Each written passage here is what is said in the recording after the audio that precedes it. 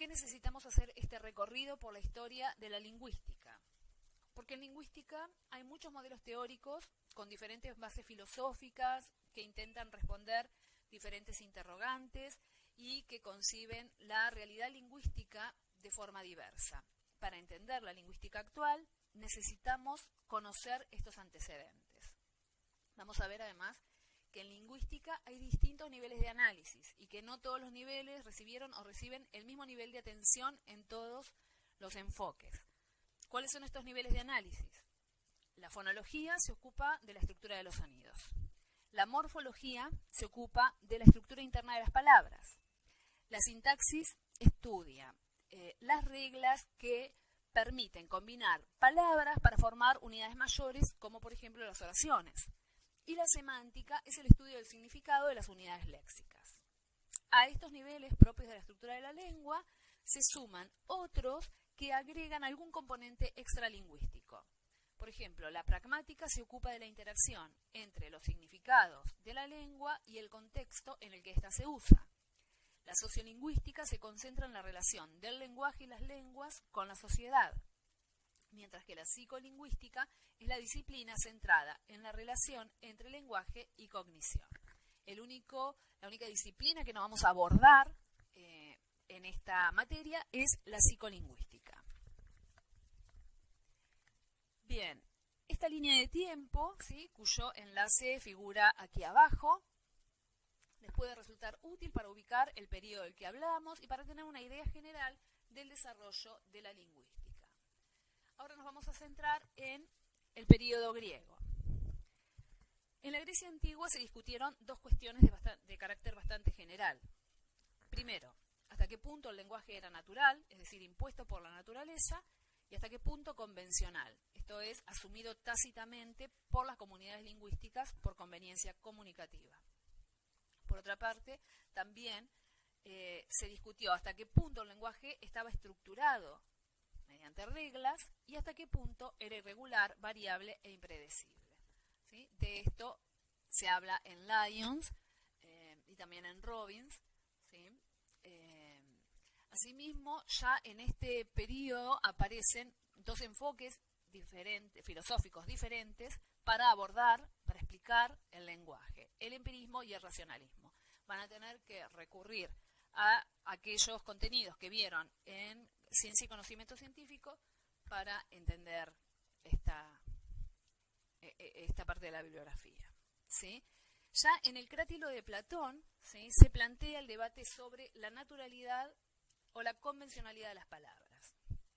En este diálogo, en el que también participa Sócrates, Hermógenes y Crátilo argumentan sobre la situación de los nombres. ¿Sí?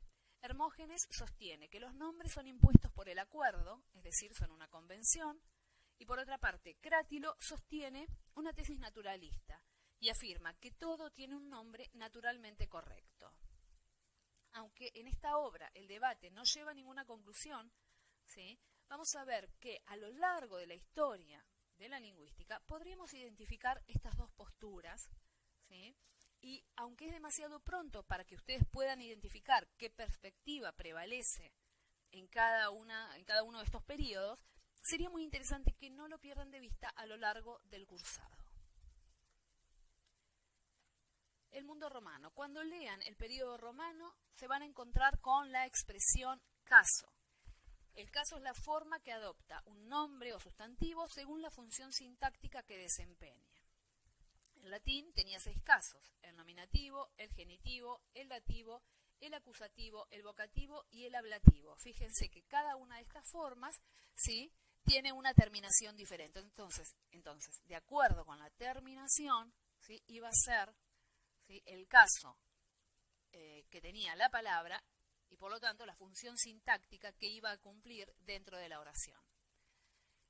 En español ya no hay marca de caso excepto en algunos pronombres, ¿sí?, excepto en los pronombres. Por ejemplo, en el pronombre personal de tercera persona del singular, ¿sí?, acá, bueno, ejemplifico con el caso con el masculino. Cuando el pronombre está en caso nominativo tiene la forma él, es decir, que si el pronombre aparece con esta forma, siempre va a ser sujeto.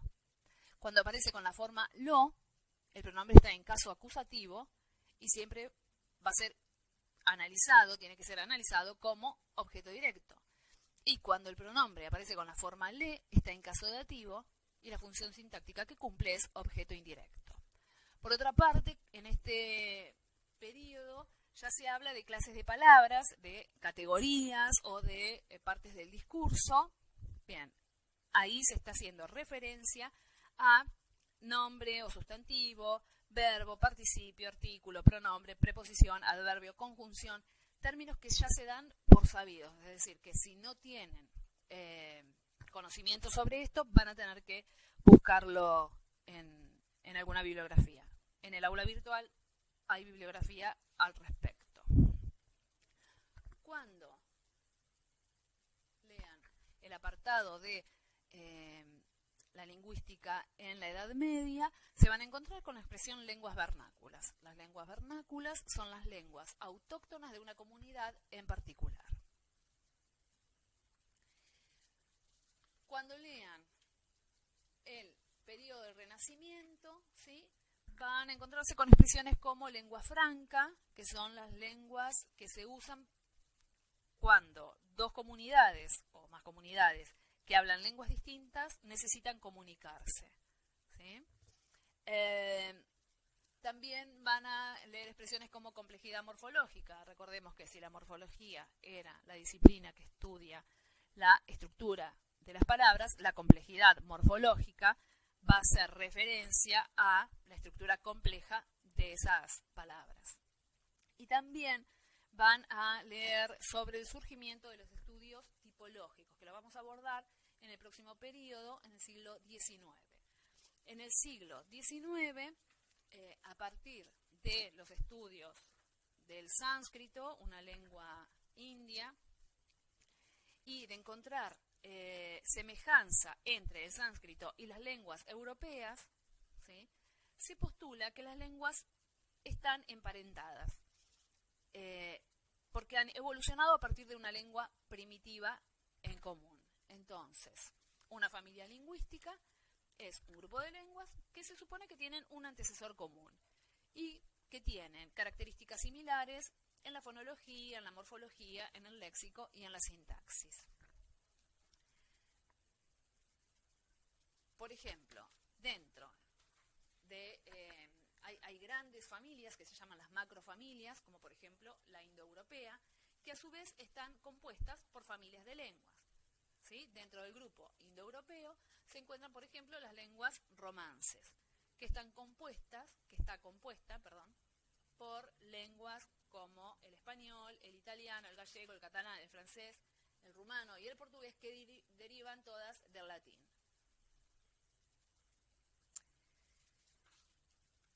En el siglo XIX, ¿sí?, los neogramáticos intentan reconstruir el proto-indoeuropeo. El proto-indoeuropeo se supone que es una lengua original de la cual descendería la mayor parte de las lenguas que se originaron en Europa y parte de Asia y África. También aparecen términos como formas dialectales. Ya vimos, ¿sí?, el concepto de dialecto en la primera clase, así que pueden resolver esta dificultad ustedes.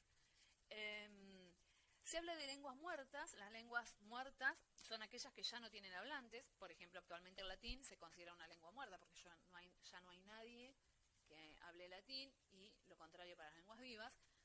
En esta época se habla de cambio lingüístico. El cambio lingüístico son las variaciones de una lengua en su perspectiva histórica.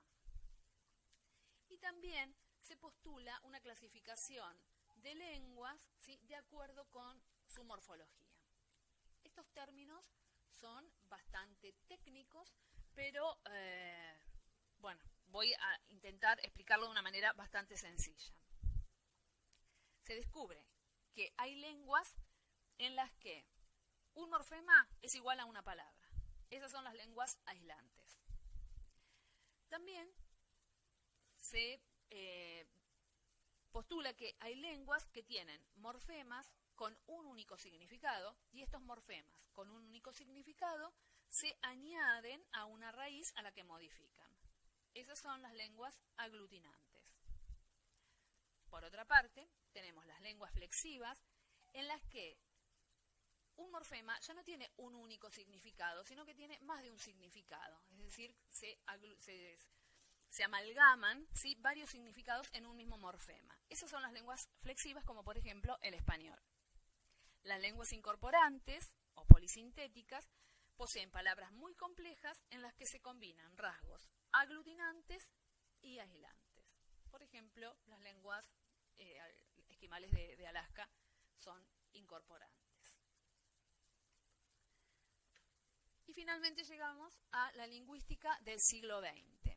En la lingüística del siglo XX, todo gira en torno a la figura de Ferdinand de Saussure. ¿Cuál es la contribución de Saussure a la comprensión del lenguaje? Primero, la distinción entre lenguaje, lengua y habla que vimos en la primera clase. Después, los tipos de relaciones que pueden mantener las unidades lingüísticas, ¿sí? Las relaciones entre los elementos lingüísticos pueden ser sintagmáticas, ¿sí?, se dan en un mismo enunciado, o paradigmáticas, ¿sí?, cuando las formas, los elementos podrían aparecer en el mismo contexto, pero se excluyen mutuamente. Otros aportes serían la distinción entre el estudio sincrónico, que es el estudio de la lengua en su aspecto estructural en un determinado momento, y el diacrónico, que es el estudio de la evolución de la lengua. Asimismo, Saussure define el signo lingüístico como la combinación del significante o imagen acústica con el significado o concepto, esto es, el contenido asociado al significante. Todos estos términos los vamos a estudiar en profundidad más adelante, pero por ahora lo que necesito es que vayan comprendiendo lo que leen. La idea de que la lengua es un sistema en la que cada elemento se define por su relación con los demás, y la perspectiva de que el lenguaje es una estructura de elementos relacionados, inicia la era de la lingüística estructural o el estructuralismo. Y la figura, como dijimos, es Saussure. Cuando lean la lingüística del siglo XX, también van a leer acerca de la teoría del fonema. Tanto la lingüística europea como la americana dedicaron gran parte de sus esfuerzos al estudio del concepto de fonema, que es la unidad sonora básica. En el capítulo de Robbins se habla de fisicalismo, porque en este periodo predominaba una concepción mecanicista y conductista de los hechos lingüísticos, es decir, solamente podían estudiarse las conductas observables, por eso se habla de fisicalismo. También se habla de la noción de rasgo distintivo, ¿sí? El fonema es para los lingüistas de esta época una unidad mínima compuesta por rasgos fónicos distintivos, ¿sí? Es decir, un fonema está compuesto por elementos menores que son propiedades que diferencian a los fonemas entre sí, pero que no son propiedades que no pueden aparecer solas, sino agrupadas en los fonemas, ¿sí? Por ejemplo, B y P, ¿sí?, tienen algunos rasgos coincidentes. ¿Por qué? Porque las dos son bilabiales, ¿sí?, pero tienen otros rasgos que las distinguen entre sí, que es que una es sonora y otra es sorda. Y por último también va a aparecer la definición de la palabra corpus, ¿sí? Piensen que durante este tiempo los lingüistas se dedicaron a escribir gramáticas descriptivas, principalmente de lenguas que no tenían registros escritos. Y la metodología consistía en encontrar hablantes para recoger de esos hablantes un conjunto de enunciados que posteriormente se estudiaban. Ese conjunto de enunciados se denomina corpus. Bien, entonces, cualquier consulta me escriben y suerte con la lectura.